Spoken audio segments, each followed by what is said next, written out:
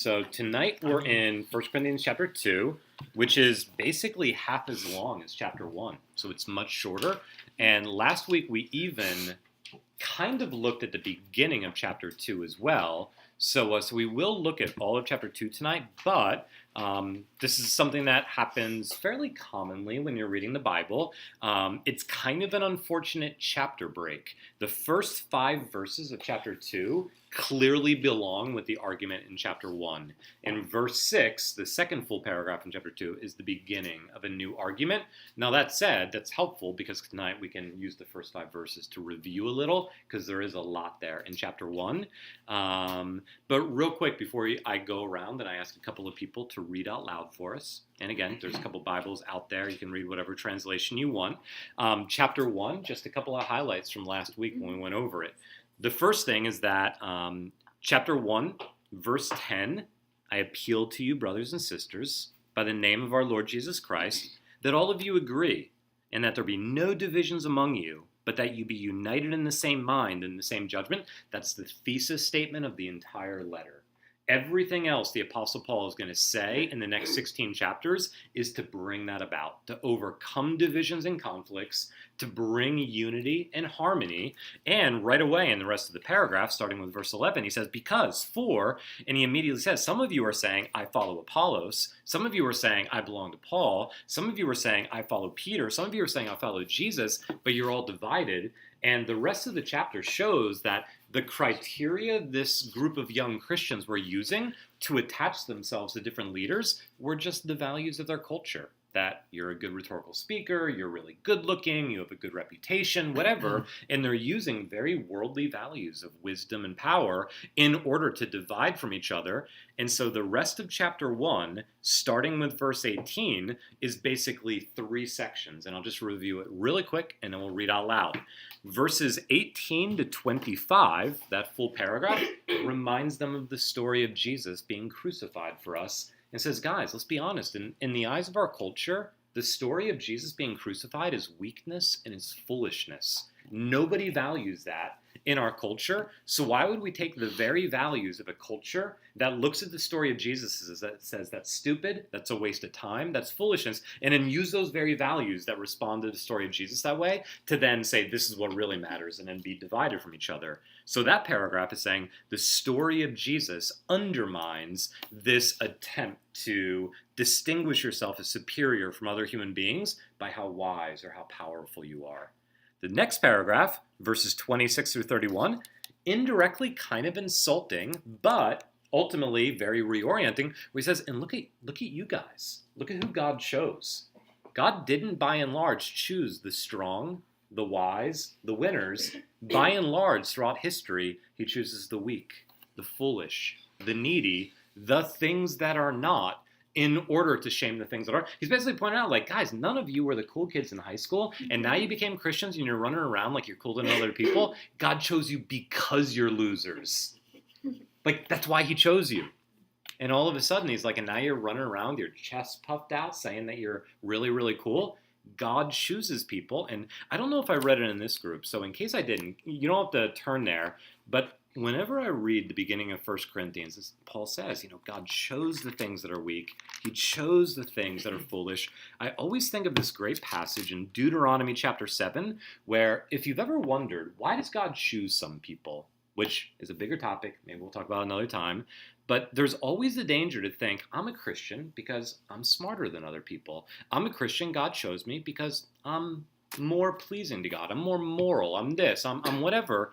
And in Deuteronomy chapter 7, there's actually an explanation of why God chose Israel and not the other nations. And here's what it says.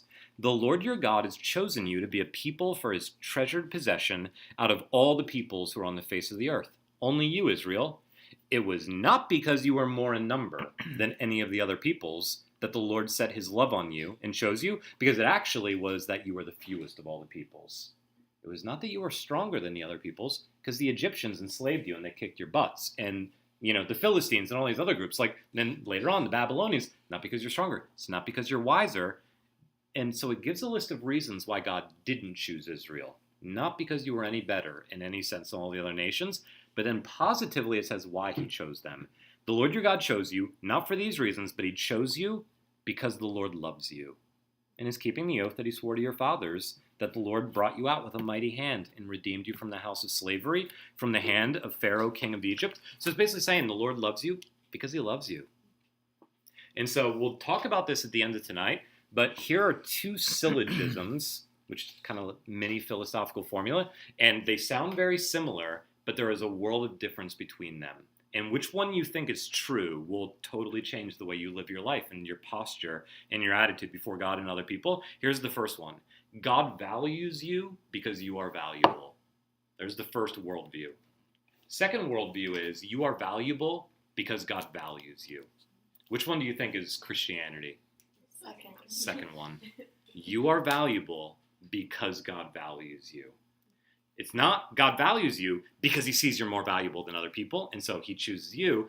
And Paul says this is what the gospel is. And you're responding to that and puffing yourself up as if you're superior to other people doesn't make any sense. So story of Jesus undermines pride and divisiveness and the sense of superiority. The story of who we are, we're the things that are not, and that's more often than not why we're Christians. And then beginning of chapter 2, which we'll read now, Paul points to himself and says, and I'm the guy that you became Christians through. And look at me compared to all your other celebrities. And he points out characteristics of who he is as the messenger.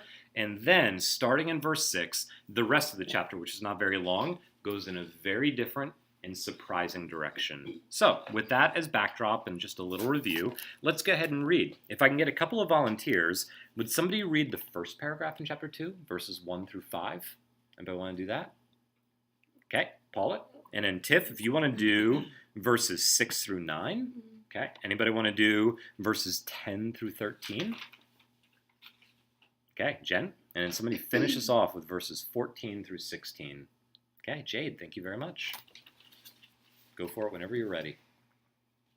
And I, when I came to you, brothers, did not come proclaiming to you the testimony of God with lofty speech or wisdom. For I decided to know nothing among you except Jesus Christ and him crucified. And I was with you in weakness and in fear and much trembling. And my speech and my message were not in plausible words of wisdom, but in demonstration of the Spirit and of power, so that your faith might not rest in the wisdom of men, but in the power of God. Yet among the mature we do impart wisdom, although it is not a wisdom of this age or of the rulers of this age, who are doomed to pass away. But we impart a secret and hidden wisdom of God, which God decreed before the ages for our glory. None of the rulers of this age understood this, for if they had, they would not have crucified the Lord of glory. But as it is written, what no eye has seen, nor ear heard, nor the heart of man imagined, what God has prepared for those who love him. These things God has revealed to us through the Spirit. For the Spirit searches everything, even the depths of God. For who knows a person's thoughts except the spirit of that person, which is in him? So also no one comprehends the thoughts of God except the Spirit of God. Now we have received not the spirit of the world, but the Spirit who is from God, that we might understand the thing freely given us by God. And we impart this in words not taught by human wisdom, but taught by the Spirit, interpreting spiritual truths to those who are spiritual. The natural person does not accept the things of the Spirit of God, for they are folly to him, and he is not able to understand them because they are spiritually discerned. The spiritual person judges all things, but is himself to be judged by no one.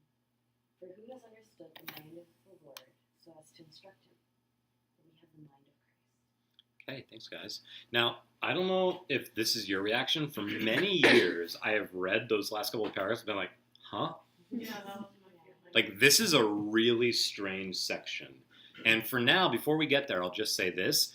One of the keys to understanding verses 6 through 16 is to see that Paul is being ironic and sarcastic. He's taking their framework, their way of thinking, saying, okay, I'll play that game. And he gets inside of it, but he's kind of deconstructing it from the inside. The whole section is basically acting as if some people are more elite than others. Some people get it and other people don't. Some people are in the know, other people aren't. Some people are spiritual and some people aren't. Some people get a secret and hidden mystery and they're mature, perfect, or complete, and other people aren't. And Paul says, yeah, there's a sense in which that's true, But that's at the root of their whole superiority complex compared to other people, their pride. And so within it, he's deconstructing it from the vantage point of the gospel. But it's a strange section. So we'll spend a little time on that. Where does the sarcasm start? Yet with verse 6. Yeah. That he's kind of changing pace, because the whole first chapter and then the first 5 verses of chapter 2, it's just a direct frontal attack. Guys, you shouldn't be arrogant. You shouldn't be divisive. You shouldn't be high in your own sight. But now he's like, yeah, you're kind of right. There is a sense in which we're the elite as Christians. There is a sense in which we get something that nobody else gets. There is a sense in which we're insiders and they're not. There is a sense in which we understand things and people don't understand what we understand. Yeah, there's a sense in which that's true, but the way he does it totally deconstructs the pride that tends to come with that. So we'll talk about that as we get there here in a minute. Okay. Yeah, I'm but skeptical. it's a strange section. It's a strange section. For now, let's look at the first 5 verses. As I said in review just a minute ago, chapter 1, story of Jesus, undermines the pursuit of wisdom and power as a way of building your own pride and resume, as a way to distinguish yourself from others. The story of who God chooses, that on average he chooses the losers and the lowly and the weak. That undermines it. And now the first 5 verses, Paul says, and the fact that I'm the guy you became Christians through, that should undermine your pride too. What does he say in the first 5 verses? What does he highlight about how he is, who he is, how he communicates, what it was like when he first came to Corinth, how people perceive Paul or experience him? What stands out in those first 5 verses?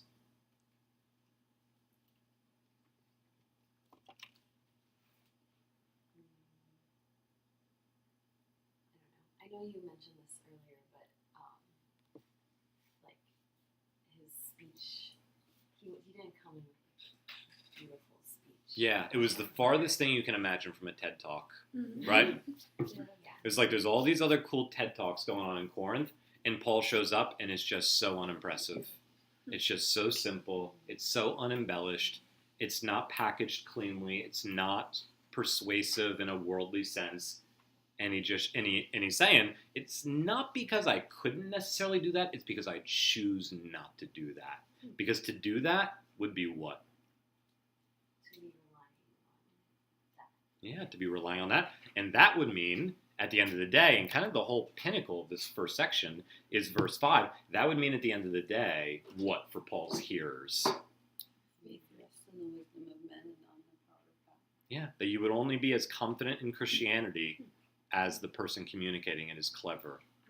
There's a great line from an old Scottish preacher and theologian named James Denny, and it's a bit of an exaggeration. I think some of what Paul's saying here is a bit of an exaggeration, but he's trying to get you to feel the antithesis, where he says, if you're trying to communicate the gospel to another human being, it's impossible to simultaneously convince someone that Jesus Christ is mighty to save and that you are really clever.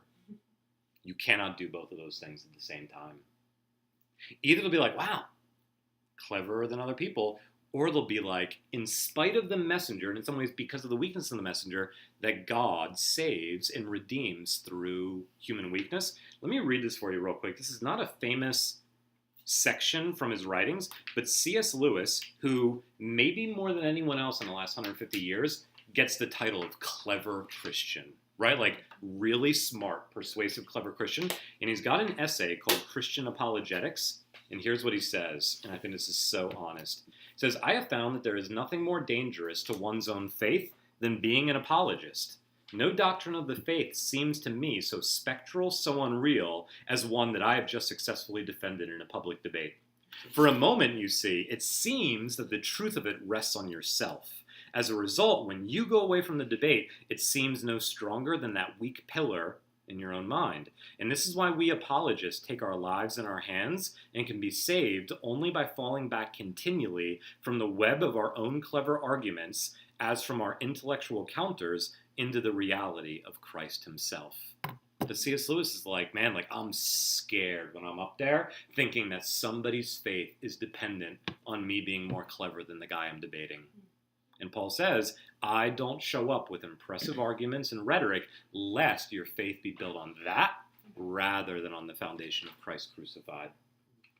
One thing I will say, Yeah. this is kind of an aside, but No, go for it. it's a little bit ironic that you'd say, yeah, I came to you with like plain speech, no lofty, whatever, but now I'm going to throw some sarcasm at you. Yeah. No, and people often mention that Paul is a great writer, and that First Corinthians is a brilliant rhetorical piece of literature. So one of the things we can talk about as we go this week and in future weeks is Paul saying that we should intentionally dumb it down?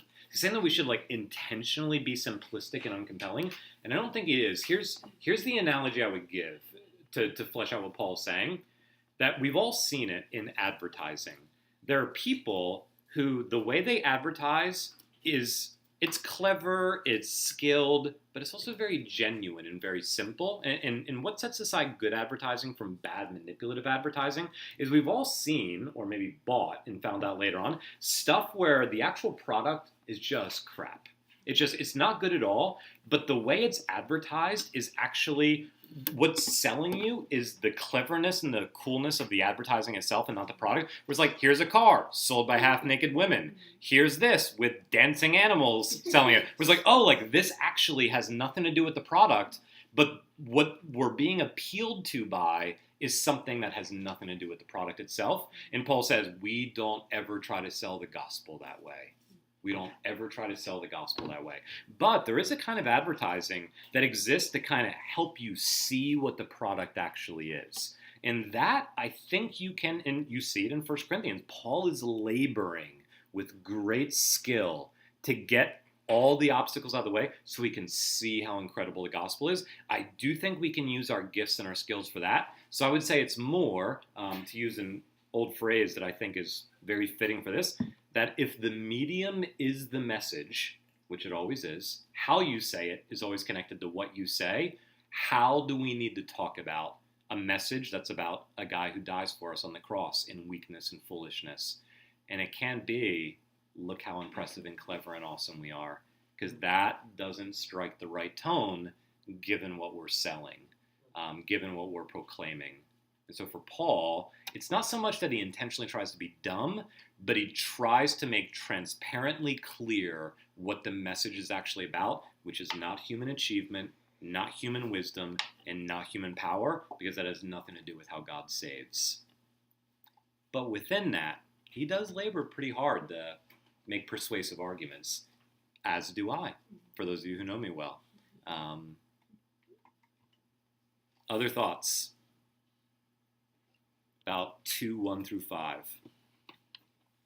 What else does Paul say about how he came, how he spoke, how he didn't speak, his strategy?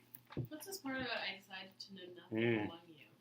Except Jesus Christ and him crucified. That is such an interesting line.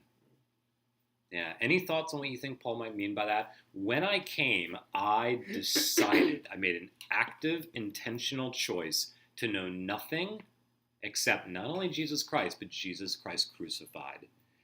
Obviously, on some level, that is clearly hyperbolic. That is clearly an exaggeration. It's not like I literally forgot that 2 + 2 = 4. I literally didn't know which way was north and which way was south. Like, clearly it's hyperbolic, but it's hyperbolic for a reason. What do you think he means by that? He didn't talk about any of the teachings. No, that's good. He didn't talk about any of the teaching. Like, maybe he grew up and Okay. Yeah, so it's emphasizing like he was always focused in a central way on Jesus. I think that's true. Absolutely. Anush? He didn't come there to debate them on other topics. He didn't Okay, come there to good. lecture them on other topics. Really, Yeah. his main goal was Yeah, this, and good. maybe you make divides with people when you seem like you know more than them about X, Y, Z, Good. and so he didn't want to I like that. divide them in any way, but just bring them together on this one thing that was his goal. Yeah, he stayed on task. That's another good way to think about it. I think that's absolutely true. Any other thoughts on what Paul might mean by that? Because obviously he is in some sense setting himself forth as a paradigm for us, that in some sense we as Christians should strive to know nothing but Christ crucified. And what does that mean for us? Definitely means staying on task. Maybe, one cliche way to put it is keeping the main thing, and not letting yourself get constantly rerouted to peripheral secondary things by other people's agendas. I think that's part of it. I feel like it still ties into the other part where you don't want to prove how well he knows these other things to give legitimacy Good. to what he knows about this. Yeah, I think that's It's true. not like, oh yeah, I understand these philosophies too, but this is what I'm saying. Yeah. No, I'm just going to stick in what I'm saying and not Yeah. into why I know that and still Yeah. live it best. It's good. It's good, Tim. Maybe people at that church were like expecting something, Apostle Paul is coming. Oh man, Yeah. it's gonna be great. Yeah. And then he just told them, Just the simple, basic message. yeah. Yeah. Yeah. And that's part of it too. That he stayed on task. Absolutely. Go for it, Anush. I think also I was just thinking of kind of a sense of humility to that, and in Yeah. the sense that sometimes a lot of people who name drop and who talk about how much they Yeah. know, like Yeah. it shows how much they actually don't know and how insecure they are. Mm. So maybe Good. he was being humble in a way that would allow people to really resonate and believe him more. Yeah. Yeah, there's this expression that you see show up every once in a while in like a review of somebody else's writing or films where some people, it's a way of describing somebody's humility, even when they're really gifted, that they wear their learning lightly. Have you ever heard that expression? That like you can tell that they know a lot, but they don't broadcast that they know a lot. Like they never draw attention to that fact. Yeah, I think that you see that in Paul's kind of arsenal as well. Yeah. I'd also say this, that a big part of all of 1 Corinthians, especially the early chapters, is the way I would put it, given how in our culture in Western Christianity, we tend to reduce the cross to a formula for how God saves us from sin. And that's the only relevance the cross has. Like, yeah, there was this whole story before the cross, and now there's this whole story we're living now after the cross. There was that one moment in history when like Jesus had to die, but it was this kind of isolated, compartmentalized moment where for some reason God needed to happen, but the cross has nothing to do with any other thing in history. And I would say a big part of what the early chapters of 1 Corinthians is saying is reminding us that the cross is not just the way God saves us, it's also the strategy for how he acts in the world. It's also the way that he calls us to follow Jesus. That this thing you say in the cross, which is a renunciation of human wisdom and pride, an acknowledgement of God's grace, that's how we should always be focused. And saying that he knows nothing but Christ crucified is saying that the cross isn't just how God saved me back there, it's the way I approach reality in general by denying my own interests, putting the interests of others, the glory of God in front of my own, not relying on my own achievement, my own strength, my own wisdom, but looking to God for grace and mercy, that the posture of Jesus at the cross is now Paul's posture all the time in every situation. And so maybe this is either not true or not helpful, you guys can let me know, but saying there's a sense in which like you can almost break down different kinds of human beings by saying they know nothing except this. Like some people, everything is social justice activism. Some people, everything is getting more money. Some people is, how can I get her to go to bed with me on Friday night? It's all sexual conquest and getting your desires. Some people it's, how can I, get this reputation in the world? And yeah, they know other things. They spend time doing other things. But like, this is always the angle by which they look at it. This is always the angle by which they pursue it. And for Paul, the cross is always the angle. It's always the lens. The story of Jesus is always the criteria by which he evaluates everything else. Yeah, go for it, I Anush. have a question. Yeah. So I think a lot of times like we find things to be able to identify ourselves by. So Yeah. like, okay, like my friend XYZ is really pretty and she's like the really pretty skinny one and I'm the really smart one and that's the really whatever one.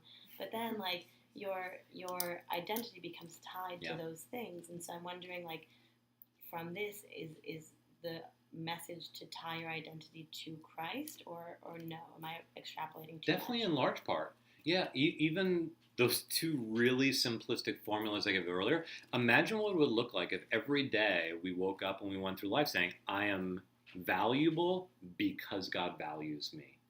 I am who I am because Christ loved me and gave himself for me. If we attached our identity to what God has given us and done for us rather than in what sets us apart from other people, it would produce a very different way. You'd be more confident in yourself because what makes you important isn't based on your performance today. It's based on the fact that God loves you, and it would also make you more harmonious and peaceable and united to other people because you wouldn't be constantly being like either insecure because they have more than me or boasting because you have more than them, because that just wouldn't be the way by which you're perceiving yourself or relating to other people. And so the cross ultimately, has a lot to do with our identity. And we're seeing that in these early chapters for sure. That's really good, Anush. Okay, well, there's always more we could talk about there. For now, let's go to verse 6, which the rest of chapter 2 is really one single argument. And then next week, we're going to speed up and we're going to do all of chapter 3 and chapter 4 next week, which finishes the argument. But in a nutshell, Paul has already expressed that she's a bit skeptical, which is fine. This is a hard section of Scripture.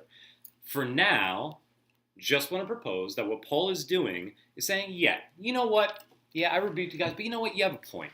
There is a sense in which you guys are mature, you guys are elite. There is a sense in which you have a wisdom that nobody else has, that you guys are powerful in a way, that you guys have this hidden secret, that you guys are kind of like a secret club, and you're kind of the insiders, that you guys are spiritual. And yeah, there's a sense in which that's true. But then within that, deconstructing it. I think that's what Paul's doing here. So let's look at the first few verses, verses 6 through 9. What does Paul say here? And again, these are hard passages. It is convoluted. Line by line. Yeah, absolutely. The word mature is the word teleos, which is where we get goal from. Somebody who's mature, you could translate it perfect, complete. It's somebody who's, maybe a good colloquial translation would be somebody who's come of age versus somebody who's immature, somebody who gets it, somebody who's arrived at the goal of human existence. Yeah, there is a sense in which that's us as Christians, and other people aren't. There is a sense in which God decreed a glory for us before the foundation of the world that nobody else gets to share in. This Yeah. 6 does not seem that sarcastic to me. That seems like true. I think There is where a- the sarcasm comes No, go in for is it. Maybe like the wisdom itself is not expected wisdom. Yeah. And the sarcasm is also because almost certainly, as we saw in chapter 1, and part of it is we're not ancient Greco-Roman culture people, but all of this language in the ancient world, and there's similarities today, but like mystery religions were really big, Gnostic religions were very big, and they always had like, what would be the... Like Kabbalah, Like- like Madonna was really Yeah, right, stuff like that. Like at Yale, what's that, is it Skull and Bones? Yeah, like that kind of thing where there's like a secret club, you're not even really sure who's in it. There's like secret initiation rites, and like there's a secret handshake. Like in the ancient world, they like stuff like that too. And like mystery religions were like that. And the Corinthians were looking at the Christian faith as the latest mystery religion, the latest secret club that set you apart as elite. And so all this language is widely used by the mystery religions of the ancient world. Paul's saying, you know what, you guys are right. There is a sense in which that's true. But he's totally subverting it from the inside at the same time. Just real quick, Go for it, to Will. clarify Yeah. your point, when you say there is a sense in which you're saying that's true, are you saying that the sarcasm, do you think he really thinks that that's true to a degree, or you're Yes. saying even that's sarcastic? No, I think he's saying there is a There's sense no in way which this true, is true. but in a completely different way than you think. Oh, I see. Yeah, Okay. and I'll give you some analogies here in a few minutes. Yeah. That are some good Ivy League analogies anyway. Perfect. There's a group of characters in verse 7 and verse 8 who get mentioned for the first time as those who do not understand. The rulers, The rulers of this age. this age. Okay, so these are clearly people who, unlike the Corinthians and unlike Paul, don't get it. They're not the mature. They're not a part of the secret handshake club. They didn't get it. And how do we know they didn't get it? What did they do? They killed Jesus. They're passing away, and the way we know that is when the Lord of glory showed up, they crucified him. When Paul showed up talking about Jesus, the Corinthians believed. When these guys saw Jesus, they crucified him. So the first question is, who is this group? And there's actually a debate over this. Could be one of multiple interpretations. Who are the rulers of this age who crucified the Lord of glory? One group could be like the Pharisees, like the Jewish religious leaders. And that fits. The main argument against that is the Corinthians wouldn't really know much about that because they're Gentiles in a Greek province far from Israel. But that would fit, but maybe contextually is less, obvious to them. Who else could it be? Roman Empire. Roman Empire. Yeah, it could be Pontius Pilate, Herod, the political rulers of it. The kind of people that the Corinthians look up to, the power mongers, the people who have power and wisdom and status in the world. There's also a possibility, given how Paul uses this language elsewhere, that this could be like a reference to like supernatural powers in the universe, to like principalities and powers.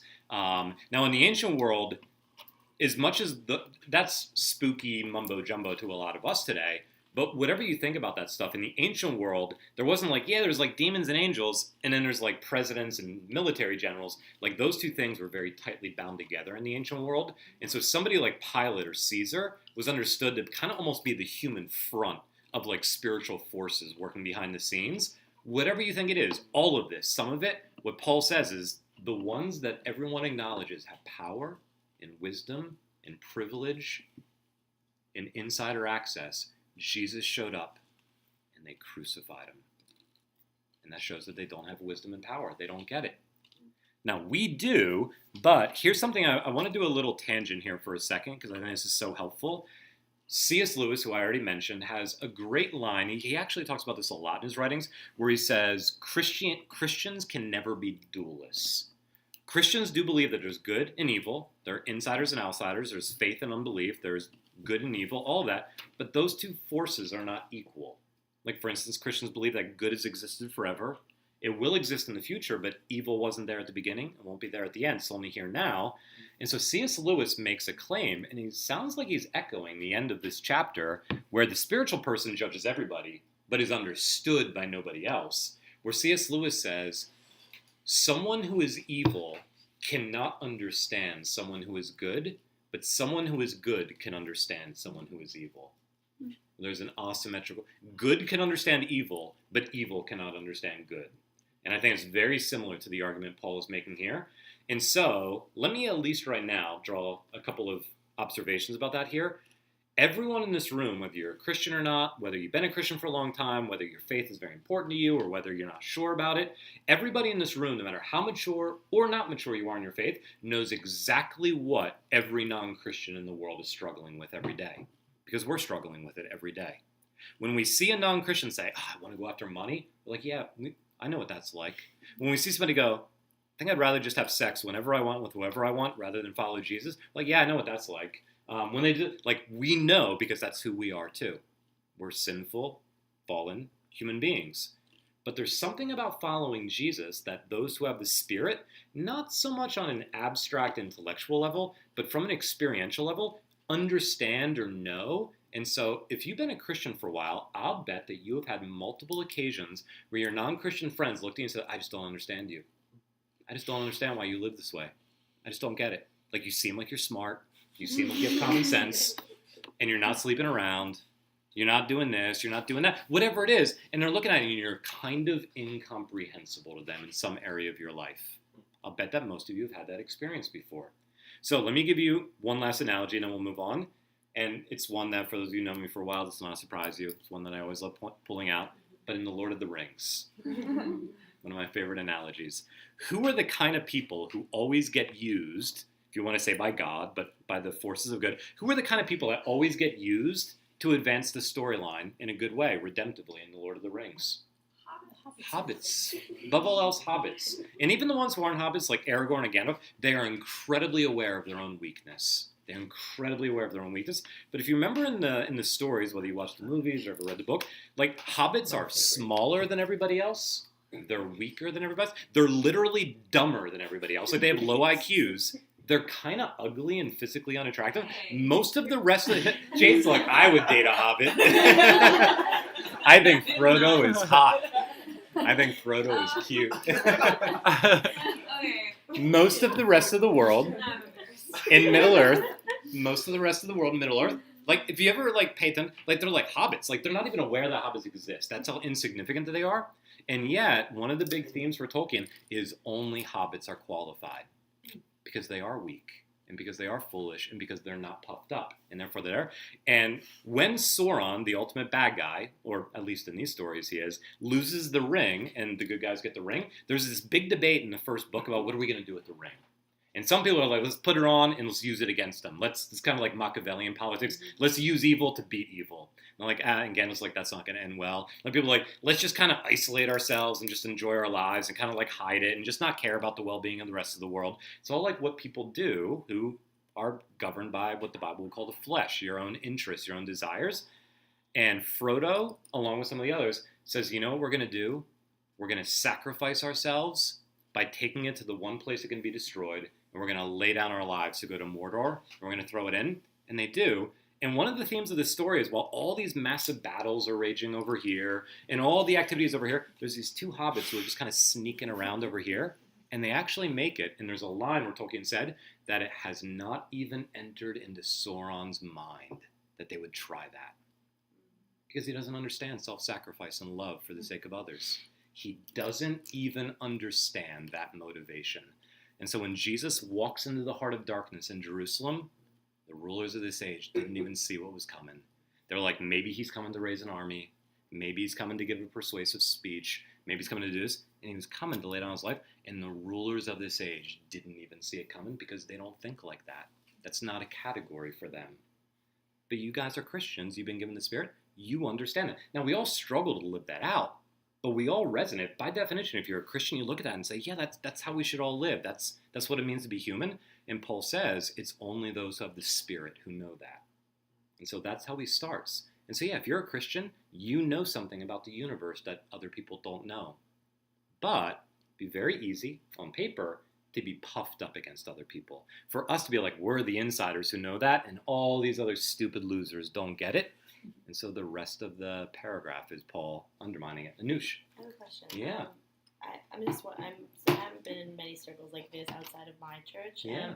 So I'm just wondering why you keep saying like we were given the Spirit instead of like, I just feel like we learned, like we went to Sunday school. I don't know what you guys did, but like, Yeah. right? It was, I don't feel like something was given to me that I'm different than everybody else. And I think that's your point, that he's trying to show you're not different from Yeah. everybody else. But like, why is the thing that you were given instead of that you're learned and then like, that you learn and then spread to others? I'm just wondering why this Yeah, so terminology. great. Part of it is that, and I can resonate with this because I didn't grow up in the church. I became a Christian in college. That for all of the Corinthians, they grew up in pagan religion. They all became Christians just a couple of years ago. So for those of us who grew up in the church and our parents or our religious tradition taught us, it is a bit different. Like this is what we've always known. For them, they have more of a black and white, like they'd never even heard about Jesus until they were adults. All of a sudden, it's this new category. So for them, it's a distinct, concrete memory, receiving the Spirit. But yeah, for many of us as Christians, like I've always looked at the story of Jesus and said, yeah, I believe that. I've always, understood this about who God is. And so in that sense, it's different. But, and we can talk about this when we get here in a few minutes, it's still just as much by grace because, right, you didn't choose to be born in your family, and somebody who's not a Christian choose to not be born into a Christian family.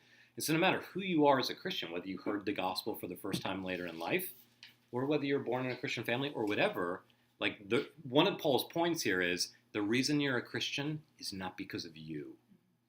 And that's one of the points. But that's a very good observation and question, Anush. Yuna. So, your comment on, like, good knowing evil, but evil not understand good. Yeah. Brought two things into my Go mind. for it. East of Eden. Ah. With Kate and Adam. Yeah. Yeah, and Caleb. Do you know that's one of my favorite novels? Have we talked about that before? I haven't read it. Don't spoil Yeah, it. same. John Steinbeck. Yeah. So good. It is a good. It's a great novel. You know what I mean, Yeah. right? Yeah. Like Kate could, for the life of her, never understand. Yeah. Yep. Adam. Why this guy kept loving her. Yeah. Yeah. I'm not gonna go. Yeah. That's Yeah. as far as I'll go. Yeah. It's okay. I tried reading it and I just haven't finished it, but I will. No, it's a great It's novel. not true to limitation on spoilers. It's a little less than like years or whatever. Yeah. That's good. What was the second one, Yuna? Okay, the second one is okay. So I feel like I really didn't understand a lot of the struggles that non-Christians went through until like recently. Okay. Especially like in college, I felt like I was just always in like the Christian circle. Interesting. I felt like in my own like little world. Yeah. You know, like narrow view of like this is bad, this is good. Yeah. You know, and it's not until after I graduated and like starting to make more friends who are not from Christian backgrounds. Yeah. And like starting to like really like be part of their world. Yeah. That's like how I feel like That makes sense. understand. That makes sense. But like yeah, for the longest time, like I think when I felt like my faith was at its strongest, like I don't think I really understood what it meant to struggle with sin or Yeah. temptations. Yeah. And it's only something that I'm like recently coming Yeah, to. that makes sense. Yeah, and I don't know. No, it's good. Yeah. And that's because what every human being in a fallen world operates out of is in us too. Selfish desire, unbelief, idolatry. I'm more important. What I want is more important than other stuff in the world. We all wake up there every day. And so in principle, like even the most extreme cases, like Trump right now, or whatever, we were like, I can't believe what this guy is doing. Like if there's not a part of us where like, I can imagine a world where I'm that guy, then we actually don't understand ourselves very well. There's this old phrase that used a lot, which basically comes from something Paul is going to say a little later in 1 Corinthians, which is there, but for the grace of God go I. Whenever you see somebody who's really gone off the rails, you see somebody who's really just kind of an awful human being, is you don't look at it and say, oh, I can't believe how terrible they are. It's like that's self-deception for a Christian to respond to somebody that way, but say, there, but for the grace of God go I. Paul says in 1 Corinthians 15, I am what I am by the grace of God. And that's what he's reminding them of here. We are what we are by the grace of God. So, starting in verse 10, Paul now begins turning the tables. So verse 9, as is written, what no human eye has ever seen, what no human ear has ever heard, what no heart of a human being has ever imagined, that is like things that only insiders would have access to. Everybody else is ignorant about. These things God has prepared for those who love him. Those very things God has revealed to us through the Spirit. And again, at this point, it really sounds like, man, we are pretty impressive. We are pretty impressive. We got the Spirit. We know these things that nobody else knows. But now he really starts undermining it. And starting in the second half of verse 10, for why is the Spirit the agent of revelation that distinguishes the insiders from the outsiders?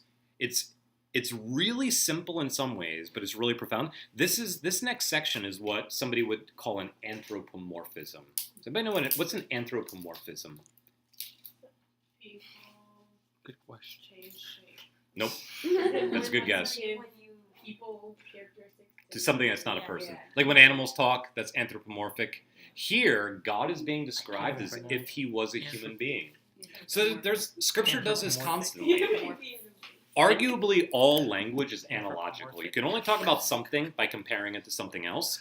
And so Scripture constantly talks about God in analogical or anthropomorphic language. Whenever you hear about, like, God has a strong right hand. Like, you all know when you step back, like, God doesn't have... Like, the point of that language is not, like, unlike his left hand, which is not very strong. Or, like, just so you know, he's got two hands, not four, not one, he's got two. Like, that's not the reason it tells that. It's to tell us that something from us, that most human beings are right-handed, not left-handed. It's always been true. And your right hand, therefore, for most people, is their strong hand. And so it's, if you were attacked, this would be one of the first things you would use to defend yourself, right? And so it's saying that God doesn't just love you, he's also able. He's powerful enough to bring about his purposes, but he's using anthropomorphic language for us to understand God's power, God's strength. This section uses an anthropomorphic analogy for thinking about God. What's the analogy here? Verses 10 through 11, basically. It's really simple, but it's really profound. How God thinks. Okay, keep going. How God thinks is like what? It's like how humans think, I guess is the analogy. Okay. No one comprehends the thoughts of God except the Spirit of God. He had previously just said no one understands the thoughts of a person except the Spirit of that person. Yeah. Okay. So right now, we're going to go around and we're going to guess what Ronaldo's been thinking for the last 5 minutes. And it could be, man, Nick is so boring and so long-winded. It could be, man, I can't wait to eat that food that's in my fridge when I get home tonight. It could be about some really frustrating event that happened at work today. It could be he zeroed in on 1 Corinthians 2. That one. But at the end of the day, the only way we could know for sure is if what happened. We were in his mind. Well, given that that's not really possible since I'm not God, what's the only other way? If Ronaldo opened his mouth and told us. Unlike other fields of inquiry, if you want to be a scientist, it really is an advantage if you have a higher IQ than other people. If you want to be an artist, it really is an advantage if you have some gifts that other people don't have. If you want to know this about the universe, if you want to know this, if you want to be this, if you want to achieve that, it really is an advantage to have some characteristics, traits, gifts, strengths that are better, greater than other people. But when it comes to knowing another human being, there's literally only one thing that matters. Whether that person takes the initiative to open their mouth and tell you what's going on. It has nothing to do with how smart you are or how dumb you are. how wise you are, how foolish, how strong or how weak, how good looking or not. It all is whether in grace if they invite you in. And if Ronaldo opens his mouth and speaks, then all of us in this room would know something about Ronaldo that nobody else in New York City right now would know. And for us to be like, how cool are we? How cool are we compared to everybody else? Because we be like, well, like in the sense that like it's cool that Ronaldo like chose to invite you in and share, but for you guys to now be puffed up against other human beings because he opened his mouth and told you who he is, like you don't understand what just happened. Like that's an act of grace, not an act of achievement on your part. This is what Christians historically mean by revelation. We know who God is because he's revealed it, not because we figured it out through philosophy or reason or through our accomplishments. And Paul's saying, and you guys are insiders because God opened his mouth in Jesus and let you know. And he gave you a spirit. And now for you to turn around and be like, man, really cool. We're really the insiders, is to misunderstand this dynamic. Knowing God is not like knowing other subjects. Having a high IQ gives you no advantage. Having more strength or more social status or power gives you no advantage. So is there a sense if Ronaldo opens his mouth and tells us what he's thinking that we know something other people don't know? Yes. But in a way that has nothing to do with our achievement, our worth, or anything that separates us from other people, but just the fact that Ronaldo chose to be here with us and chose to invite us in. That's the only difference. And so real quick, as we end here in the next couple of minutes, here's the one, it's not even a homework assignment, but it's a practical application I want you to consider doing this week. Jump ahead to chapter 4. We're going to do chapter 3 and 4 next week, but I want to give everybody a challenge, an exhortation, to ask yourself 3 questions that Paul asked the Corinthians this week, all in one verse, that kind of act as the summary of the first 4 chapters. So we'll talk about this more next week, but in chapter 4, verse 6, which is the second full paragraph, Paul says, I have, in these first 4 chapters, applied all these things to myself and Apollos for your benefit, brothers. We'll talk next week about what that means.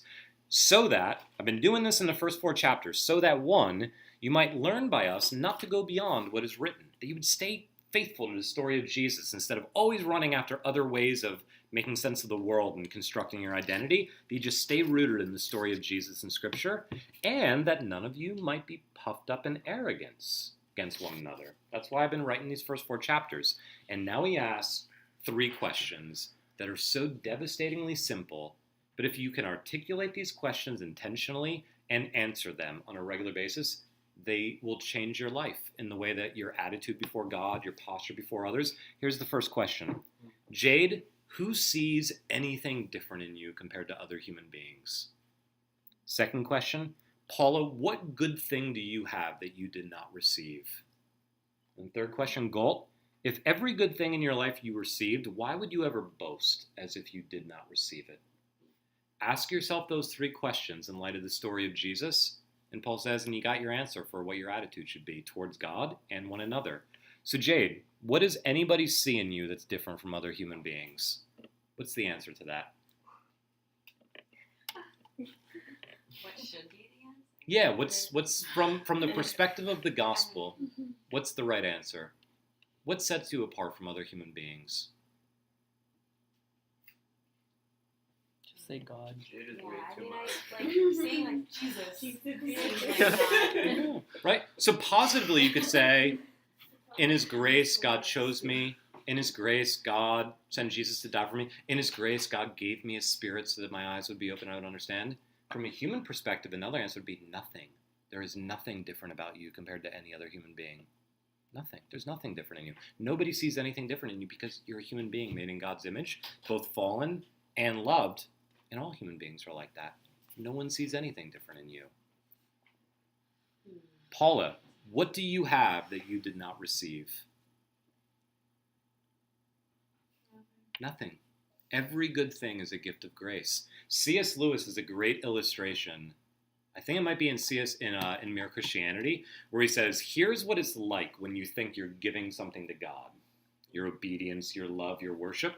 It's like a kid, a 4-year-old kid on Christmas morning, or maybe a couple of days before Christmas, going up to his dad and saying, Dad, give me $5 so I can buy you a present. And dad says, here's $5, buys him a present and gives him, here you go, Dad. And if you think you've put your dad in your debt, you don't really understand what's going on. Whatever we give to God has been first given to us, right? nothing we have is anything other than received.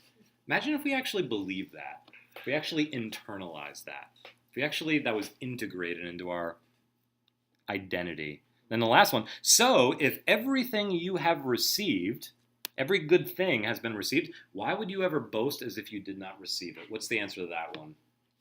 Galt? And I gave Galt this one because I like picking on him. This is my favorite answer to Paul's questions here. Because I think the answer here is because I'm an idiot. I was literally going to say Yeah, that. right? Yeah, that's the answer. Why would you boast? Because I'm a moron, right? That's the only reason a Christian would ever boast. Because you literally have no idea what's going on in the universe. Because you have the story entirely backwards. And so here's the analogy I've been thinking of this week. Here's what it's like when a Christian boasts about being a Christian. It's kind of like all of you in one way or another, I think, have been connected to an Ivy League school, undergrad, grad school, maybe both. And you guys know that if your parents or your grandparents went to an Ivy League school, you have a better chance of getting in. Because you would be a legacy. And everybody knows who's not a legacy. They're like, oh, these guys riding in their parents' coattails. That's what it's like to be a Christian. You're a legacy. You rode into the kingdom on Jesus' coattails, not to walk around being like, I'm at Harvard, because your dad's rich. That's why you're here. That's why you're here, because your dad's rich. And that kid, when he boasts, is insufferable. That's what it's like when a Christian boasts. Because we rode into the kingdom on Jesus' coattails. And Paul's saying, and you guys are sitting here comparing yourselves to each other, strutting around, thinking you're better than other people. The whole thing is grace from beginning to end. And as fancy and as nuanced and as beautiful and intricate as these first couple of chapters are, they're so simple. Everything is by grace, and therefore, what are some of the attitudes? Let's end with this. Therefore, what are some of the attitudes that should characterize Christians? Obviously not boasting, not divisions with each other. What should characterize us as Christians if this is our story? What would be some words you would use for it? Gratitude, absolutely. Thankfulness, which is how Paul started the letter, if you remember, by giving thanks to God. What else? Sacrifice for others. Yeah, laying down your own interest to put the well-being of others in front of your own, which will be a big theme in the rest of the letter as Paul works through it. And we'll end here, but a lot of Christians don't know this. A lot of people in our culture don't know this, that because Christianity has been in Western culture for so long, we tend to think that everything that's obvious to us is obvious to anybody in all times and places. And it is true that a lot of virtues that Christians prioritize and value, other cultures and other worldviews have valued. That's definitely true. There's a lot of overlap. But maybe the virtue that not only do other cultures, by and large, not value, but at least in the ancient Greco-Roman world, it was actually considered a vice, is humility. Considering yourself lowly and considering other people to be more important than you in your priorities was not only not a virtue in the ancient world, it was actively mocked as a way of living your life. Because it makes no sense unless you have a story to make sense of that. And a big part of what Paul is arguing here is Christians should be humble, they should be grateful, they should put the priorities of others in front of their own.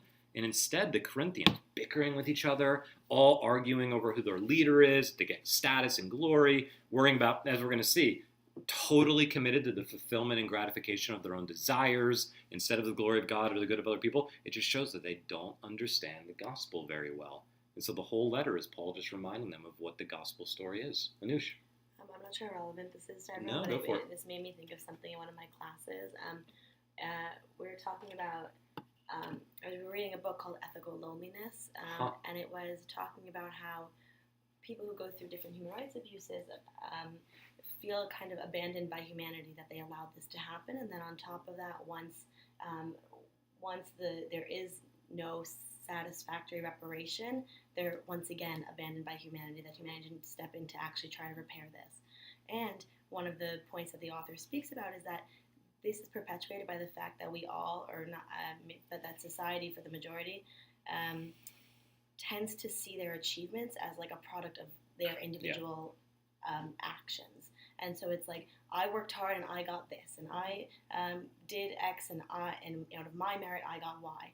And instead of seeing it as like a community that has worked together, or that in this case what reminded me of it was like that you kind of received it from someone else, and so she was saying if we can shift this individualistic mentality to a more community-based one, and maybe even with religion, you know, you could better repair societies that have been divided. It's good. And so I thought Absolutely. this was relevant. Absolutely. relevant. Especially given the thesis of the whole letter is to bring unity where there's division right now.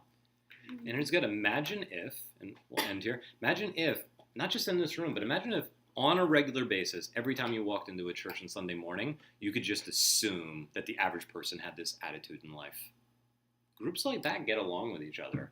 Groups like that are focused on other people's needs. Groups like that are welcoming and joyful and free for others. And in my experience, both in my own life and others, it's not as often as it should be that Christian communities are marked out like this. And for Paul, it's because we're knowing a lot of other things than Christ crucified. And so as we go, all of you have heard of this. Some of you have maybe even like dabbled in it some in terms of practicing it. I think it's a great practice, but I think it should be rooted in the gospel. But like in the last 10 years or so, mindfulness has gotten really popular as a practice. And the core insight of mindfulness, I think, is absolutely true, which is we tend to think that whatever I'm seeing right now is what's there to be seen. Whatever I'm feeling right now is what's there to be felt. But mindfulness is reminding us that there's so much going on in reality that we're not paying attention to. And that if we're intentional to open our eyes and be aware of things, that emotional postures and attitudes and behavior is conceivable and possible that seem unimaginable right now. And so I would guess for a lot of you, because this is often true for me, that the idea of being grateful right now, given what your life looks like, seems almost impossible. The idea of being content, the idea of putting the interest of others in front of your own, like I can barely keep up with what I need to do in my life right now, that a lot of that is because what we're looking at is often not what we should be looking at. And so I would encourage you guys, look at the story of Jesus this week. Remember it, and ask yourselves those questions. Who sees anything different in you? What do you have that you didn't receive? And if every good thing you received, why would we ever boast as if we received it, as if we didn't receive it? Those are great reorienting questions. Now, this is all laying the foundations. The rest of the letter, Paul starts getting to individual issues. But man, I love these early chapters. They're so reorienting. They're so reorienting. Any last questions or thoughts before I pray us out? You're always welcome to stick around for as long as you want, but for the sake of time, I want to pray us out. But any last comments or observations? Okay, let me pray for us. Father, thanks for everybody's here tonight. Thank you for Paul's letter to the Corinthians, and thank you that in Christ we have been redeemed, we have been justified, we have been delivered from the power and the penalty of sin. We've been adopted into your family. We've been given an inheritance in your kingdom. We've been united with one another as brothers and sisters. We've been given a future and hope. We've been given an identity that's incredible. And all of it is because of your goodness. All of it is because of your grace. And none of it is because we're more special than other people, smarter than other people, stronger than other people, more attractive or more valuable than other people. And I pray that you would help us to really integrate that truth, and that your Spirit would illuminate it for us, help us apply it. Thank you for revealing yourself to us. If you had not revealed yourself in Jesus, we would just be stumbling in the darkness. We would have no idea what's going on in our lives or in this universe. But thank you that you opened your mouth, Father, and spoke and invited us into the story. And thank you that even more than that, you sent your Son to suffer and to die and then to rise again for us, and then called us by your Spirit. Everywhere we look, we see grace. Everywhere we look, we see astonishing mercy. And I pray that you would help us be mindful of that, to pay attention to that, to be aware of that, and that thankfulness and gratitude, humility, self-sacrifice for the sake of others would increasingly characterize us as it did Jesus. And thank you for this group. I just pray that this week we could each reflect on this some and continue to grow in our ability through your Spirit to reflect Jesus' image in our lives. And yeah, I'm just thankful for each person here. Pray they have a good rest of the week and weekend. And thank you for letting us be together for a bit tonight. And we give you thanks in Jesus' name. Amen. Amen.